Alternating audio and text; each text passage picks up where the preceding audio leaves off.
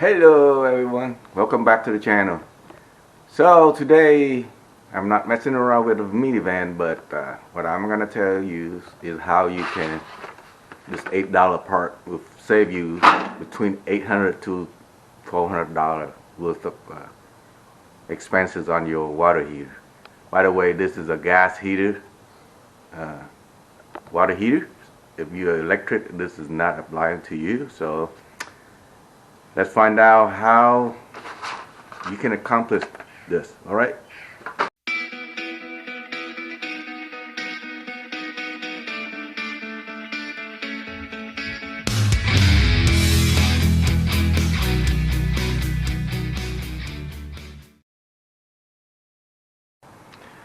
So this is a Whirlpool gas water heater. So typically you will find it like this. I think this one is 50 gallon. I don't know how old this water heater is, and I've been here for 10 years, and we start having issue that the pilot light will shut off, and that way the water heater won't be working right. You know, you have to have a flame kind of pilot light for it to start. So let's go through what exactly is going on down here. All right. So typically you will find a controller right here.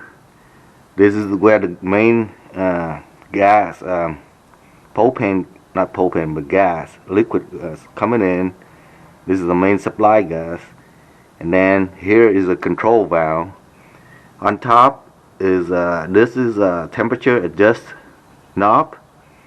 That is a control knob, which right now is on position, so that means it's ready to boil the water. But there's another function that you need to know also is have a pilot.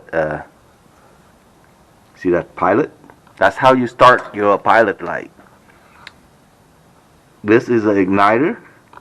This particular model is a seal burner. So let me take this off, tell you what seal burner is. This is a newer version of all the old day. This is wide open, so when the flame ignite, it might come out. But this is sealed, so it is sealed by two nut, 1 and 2 over there.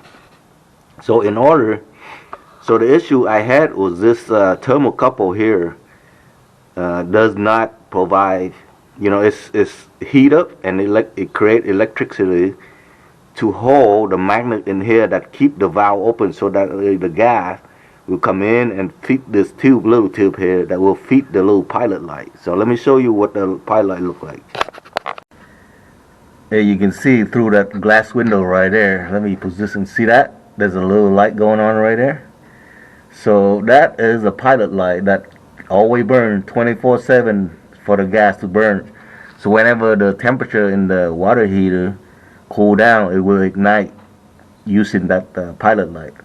So if that pilot is not on, there's a little sensor, which is this thermocouple. It's actually a sensor and a control at the same time. So there's a magnet in here that keep the valve closed. But right now, because this thing create electricity, so it keep that magnet in place. So let me turn this off.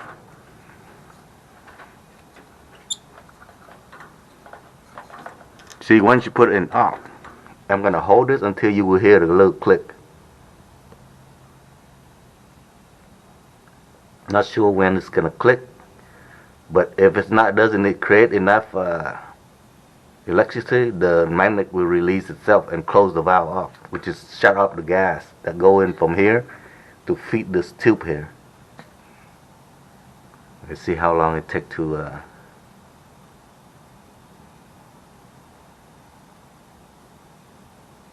I might have to edit this, cut this out when it click.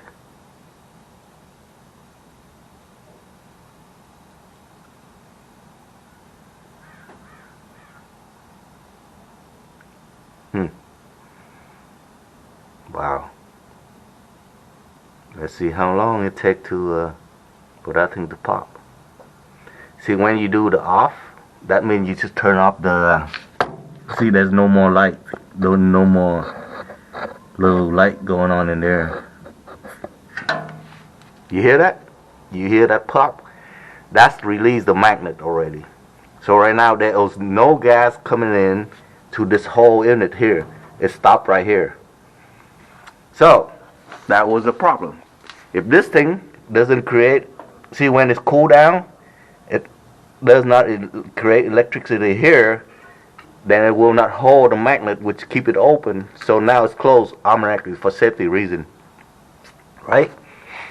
So that is the Cupid. If your pilot light doesn't stay on, most likely this thermocouple is the problem. I was gonna buy a new heater, but it's like $800. The cheapest one that I found for 40 gallons, $890, and the highest one like $1,500. So instead of spending that amount of money, why not try to replace this thermocouple for $8? All right, before we do that, we need to have a few things in order to accomplish that. All right. So you just need a few basic tools. So that's why I say it's very. You can get a set of this, which have different type of socket, different size, including metric and standard. So that way you can do all kind of stuff with it. Also, it's a good idea to have a set of wrench like this. So most likely, you know, most of the stuff that is made here, this is made in America. So mostly it's with standard. So you're gonna need a standard wrench. This is a metric one. So, but in my snap-on tool, not snap-on. That's not snap-on. That's Craftsman. I have a 5/8 for one of the nuts. So make sure you find all the wrench that will fit. Cause let me show you. You will need wrench to loosen up all these things, and not this. And this one over here. There's another one over there. So yeah, you're gonna need wrench for all these guys. Alright, make sure you have all the wrench, the tool you need. You're gonna need a screwdriver also. Alright, let's go open this up, alright? So before you start removing this burner, which I'm about to show you, there's a shut-off valve that goes from here to this.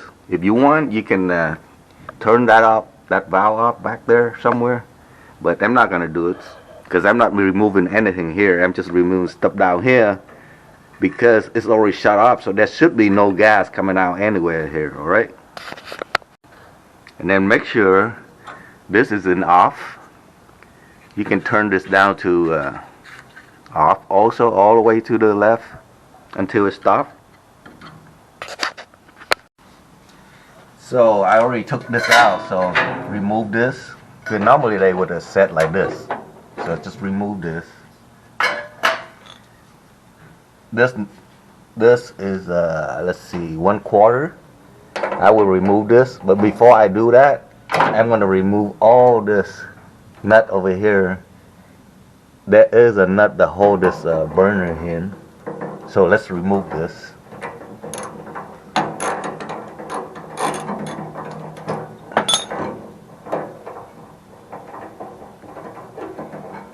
Make sure you put all this in one location so you don't lose the part.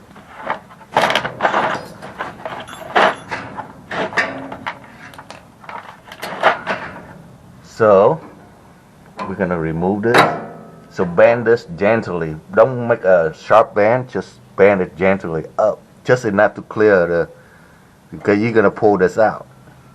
So now we're gonna remove this thermocouple, this pilot light gas line.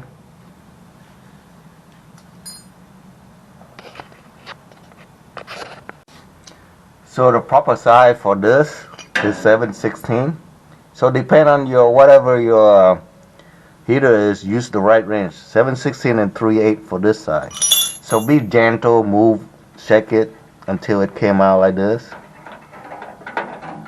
See, that one came out. this one will come out. So what you do, just slice it down slow a little bit, just a little bit, don't bend too much. This one we have to come, the igniter is part of it too. See this igniter here? Kind of have to remove that also. So this is why you need a screwdriver. Just pop this out. So now this is out of the way, this is out of the way, this is out of the way. We're gonna remove these two nuts over here. Alright. So I removed this nut and this nut, so this whole assembly should be able to slide right out.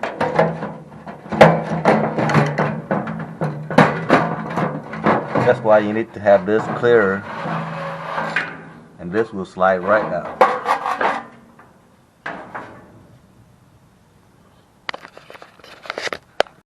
Alright, let's take a closer look how this works. Remember, this is the igniter. This is the gas tube that fit the pilot. This is pilot light where the gas coming in. You can see it branching up in two sections. One goes toward the burner, and the other one is going to the thermocouple, which will heat it up. And this thermocouple will generate enough electricity to go up into that portion there to keep it open. Alright? So what you do in order to replace this, you have to remove this clip over here. This clip, once you slide this clip, that's why you need one of these flathead to remove it. Just slightly slow it up. I'm not gonna go through that trouble. Once this clip come out, then this will split in half, and then you can remove this thermocouple here from this, slide it out, and this will, let me show you here. See how this slide right in there? Just slide it out, replace the new one, attach everything back. Yeah, you have to play around, make sure you fit. You don't want to bend anything sharp, just do a round shape bending, you know, so you don't damage the thermocouple. And that is how you change in our thermocouple. Just slide this back in the two half here. See, this is split up in half, so you can remove this clip in order to split it half, and this will slide out here on this side. See how on that side it will slide out. Half of this clip will slide in, so give you room to remove this. And the process is to just install everything back. Alright?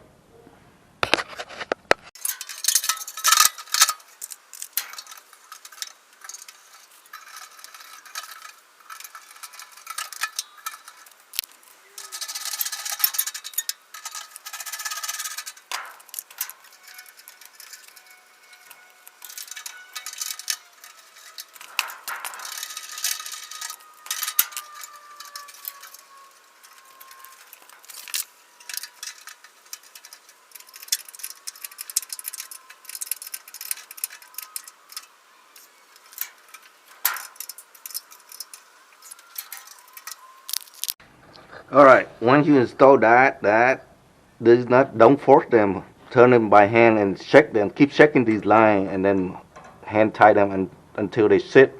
Then you tie it with a wrench.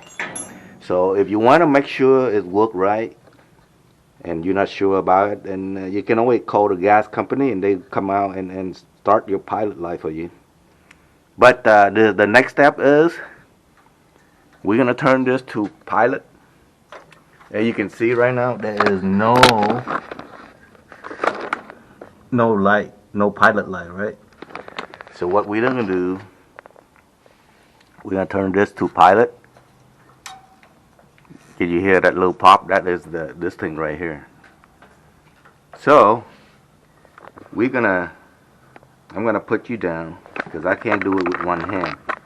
You have to use both hands to do this, all right?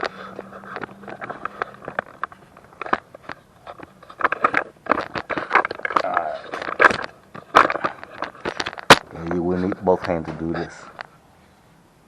You press this down, you ignite this, about 3 times. There should be some pilot light that lit up.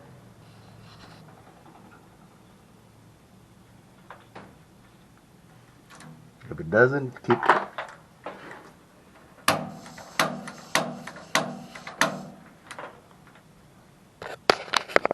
Yeah, once you ignite it, you have to keep hold this until the pilot light stay on. See, you can see it flickering right now.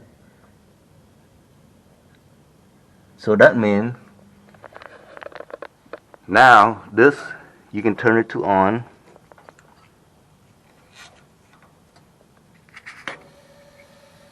See, I put on hot just to show you that